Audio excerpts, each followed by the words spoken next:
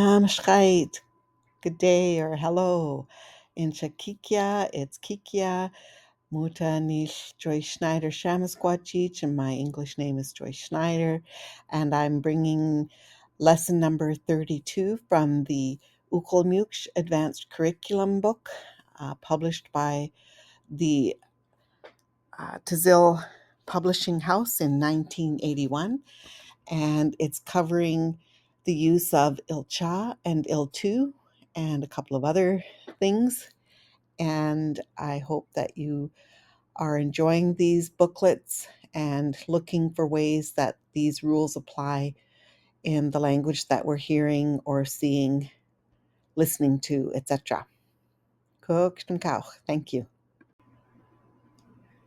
Okay, so on page 48 of the Ukolmuk's curriculum for advanced learners, we learned that when we want to use words like ilcha and iltu, we often need to use special endings after the action words that tell us what happens here or there, etc.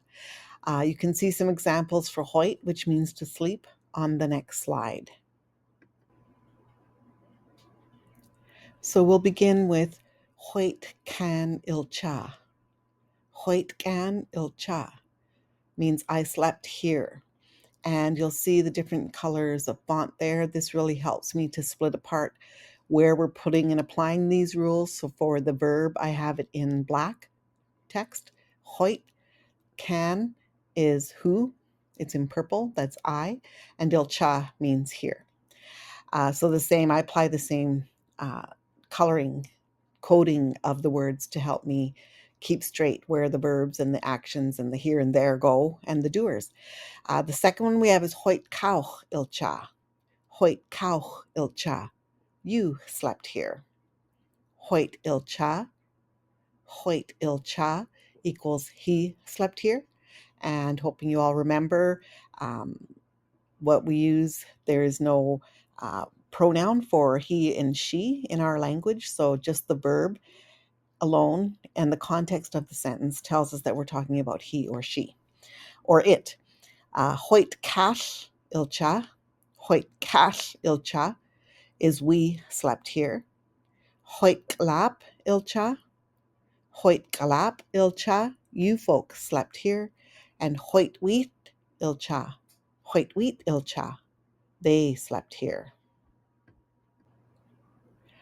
We learn on page 48 that we can also say these phrases in the reverse. So starting with here is where I slept.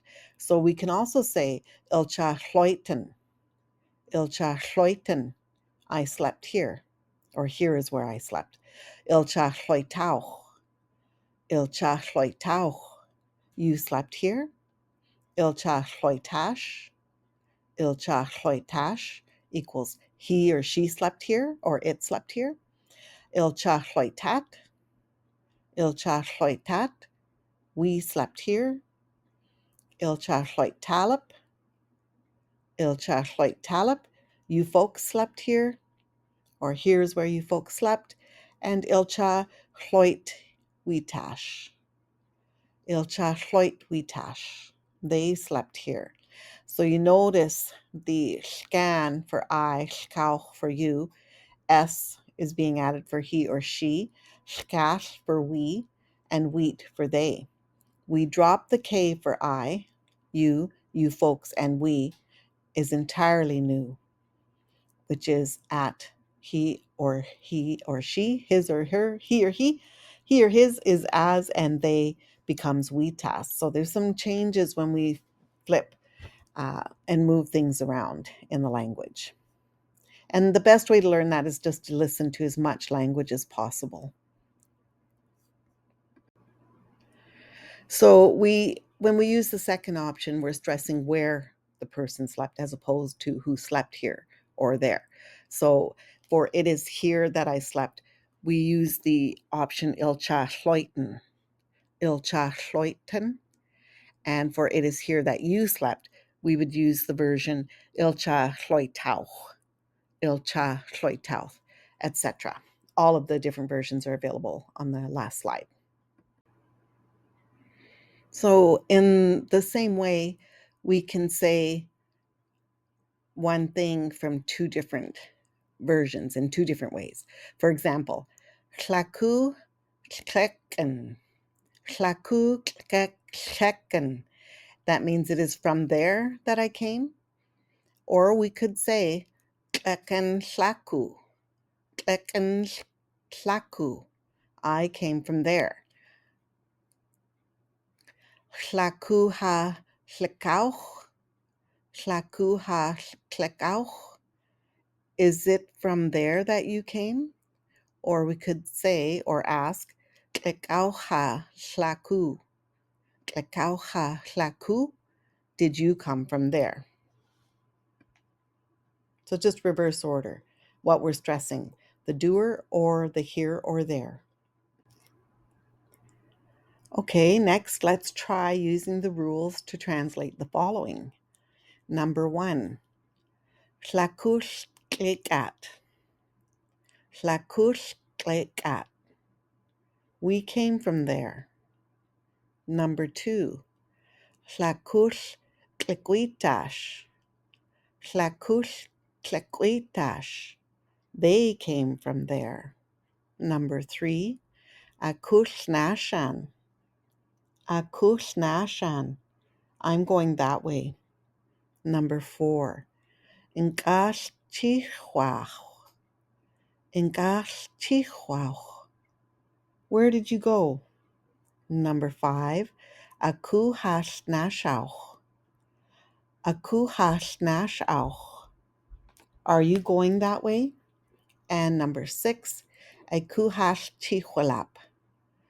Ekuhash Chihualap. Did you folks go there?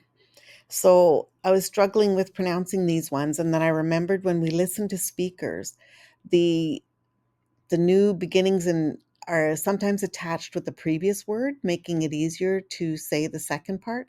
So this time I pronounced it with the sh at the end of klaku, aku, and ka, eku to make it easier. Because when you try to say sh and it gets stuck. So hopefully that works. So continuing on to page 49 of the Ulkemuk for Advanced Learner Curriculum, we use the word kleak when we talk about arriving here, but we use chich to say arriving or going there. So, Icha kalakuma klekat. Icha kalakuma klekat. Klekat means we came here to Kalakum. Eku pakosa chihuat. Eku pakosa chihuat means we went to, arrived in Pacos. And the last part of this lesson, number 32, on page 49, adds some more details that may seem like a lot, but we include them here because we hope to be able to get them down pat a little more as we get stronger in our language listening, hearing, reading, writing, speaking. So we're including them here for that day, which will come hopefully sooner than later. So the rules go on to say that when a word ends in E, that is followed by a consonant, and it is followed by an ending beginning in A, we drop the E. Yes, we think that's a lot too. So we don't really strive too hard on these. We'll pick these more detailed rules up once we get all of the previous ones that we just went through down pat, and we're very efficient at those. Then we'll start to bring in these little details. So for the word, the option that they're giving is tsitem, tsitem, to go. So if we change that to akush tsitmash, he went that way. Akush tsitmash, he went that way. When a word begins in a vowel, we write 7 before that vowel when we put at the beginning. So osh, to go in. So make that into a sentence. We would say ilchash oshwan, ilchash Juan. This is where I went in. So you see the rule applied there. We're putting LH in front of the word, so we put a 7 between the LH and the vowel. Instead of LH, or we can use E when inatwash, kleken, inatwash, kleken, I came yesterday, and Lani awaten, Lani outen. That is when I got behind. So they also note that when a word starts in N followed by a consonant, for example, in kailich, which means to swim, if we add LH, we write LHEN, as in a tu chen kailich, a tu chen kailich. He swam that way.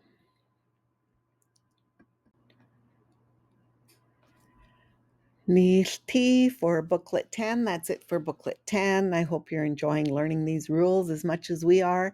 The thing to note is that there are also times when these rules change and don't apply anymore. So it's just important to know it's really helping us to learn how to put sentences together as we are currently working on transcribing a lot of English from stories told by elder speaker Jukap. So we're translating into Uklmuk, so relying on print materials and first voices, etc. So these rule books are very timely and very helpful for our ability to begin to do that work. So hopefully you're enjoying it as well. Keep listening for the examples of word use as you listen to the elders, as you listen to the stories and the songs that are available in various places. And hopefully the language is coming back to all of you. Kahwa hupa tien kulutana. As always, we raise our hands to the First Peoples Cultural Council with gratitude for the ability to continue to build on this blended immersion program, Shemachumuk Blended Immersion Program, which is really, we're quite excited. When we started out, we were very stressed. We didn't think we would be able to do this, but thanks to the speakers that are willing and open and sharing, the stories and the language with us, and being video recorded and allowing those recordings to be shared and spread so that members who want to learn the language have access to speakers speaking it, and to the First Peoples or the First Voices website, the Lilwat page and the Northern Statlium pages as well have given us a lot of material to work with and draw from, as have these curriculum books that were published by John Van Eyck and Marie Joseph Abraham, Lorna Williams, and Gordon Turner, and published by the Tazil Publishing House. We would not be able to do anywhere near the work that we're doing now without all of these valuable and sharing and beautiful resources. So, Kokst Mush Kalap, we all thank you all.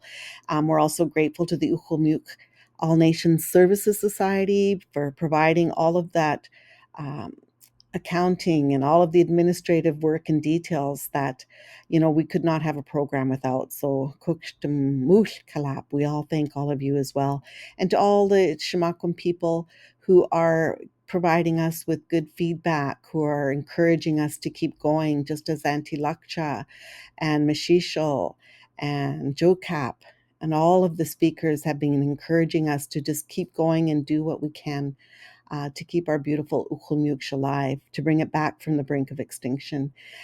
Thank you to the Chief and Council, Kukstum Kauch, for your ongoing support, and Takum and Shnuknukwa, all my relations.